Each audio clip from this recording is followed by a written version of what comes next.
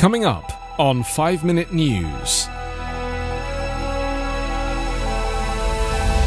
Brazil tops 400,000 virus deaths amid fears of renewed surge. Republican voters agree that trickle-down economics has failed. And US Supreme Court hands victory to immigrants facing deportation. It's Friday, April 30. I'm Anthony Davis.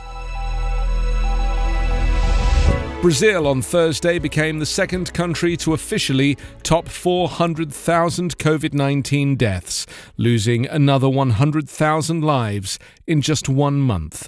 As some health experts warn, there may be gruesome days ahead when the Southern Hemisphere enters winter.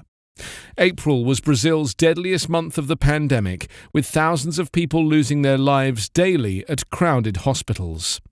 The country's health ministry registered more than 4,000 deaths on 2 days early in the month, and its 7-day average topped out at above 3,100, bringing Brazil's total to 401,186. Less than 6% of Brazilians have been fully vaccinated against COVID-19, according to Our World in Data, an online research site. President Jair Bolsonaro, who is now being investigated by a Senate panel over his administration's handling of the crisis, has repeated that he will be the last to get a shot and has attacked mayors and governors who enforce restrictions to control the virus's spread.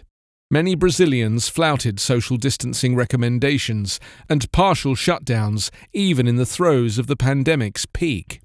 Brazil's vaccination program, though a far cry from its triumphant campaigns of decades past, has slowed the pace of deaths among the nation's elderly. Younger people, though, remain unprotected and have been falling ill in far greater numbers as a more transmissible variant circulates in the country.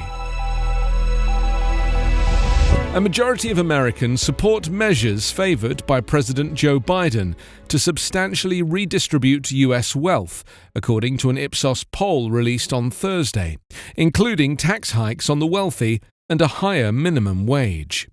The National Opinion poll also found that Republican voters were divided over the trickle-down economics championed by their party's leaders since President Ronald Reagan some 40 years ago.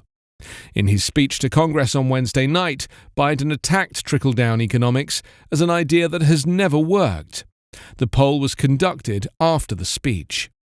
The theory, which asserts that tax breaks and other benefits for corporations and the wealthy will eventually benefit everyone else, has been fiercely debated since Reagan made it a centerpiece of his economic strategy in the 1980s, as Wall Street steered the politics of the day to benefit corporations, claiming that average citizens and blue-collar workers would reap the benefits saved by their employers.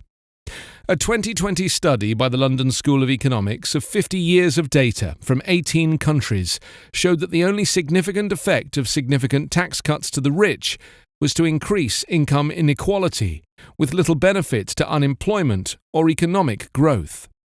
According to the Ipsos poll, 51% of adults agreed with the statement that trickle-down economics has never worked in America, while 26% disagreed. Among Republicans, 4 in 10 agreed that it was a failed theory. In reality, the richest 400 Americans now pay a lower income tax rate than working-class Americans. The richest 1% are paying the lowest income tax rate since World War II and hold a larger share of the nation's wealth than in over a century. The US Supreme Court on Thursday offered new hope to thousands of long-term immigrants seeking to avoid deportation in a ruling that faulted the federal government for improperly notifying a man who came to the United States illegally from Guatemala to appear for a removal hearing.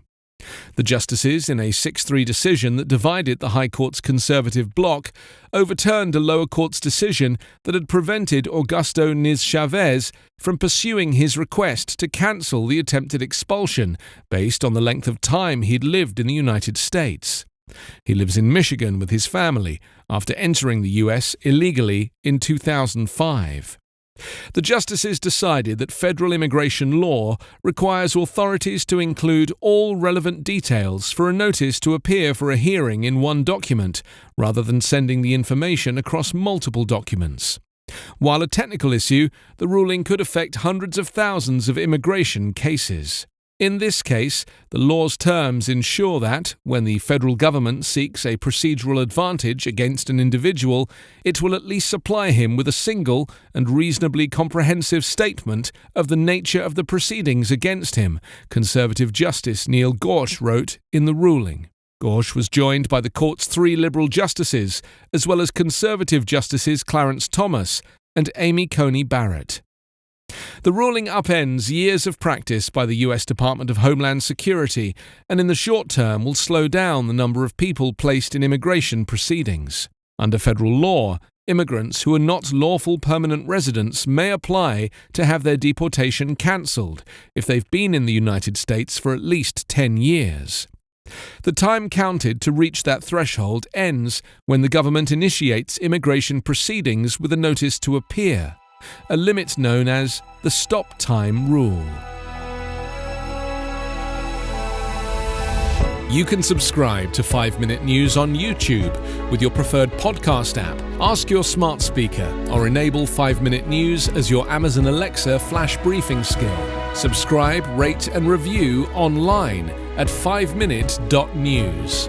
5 Minute News is an Evergreen Podcast covering politics, inequality, health and climate, delivering independent, unbiased and essential world news daily.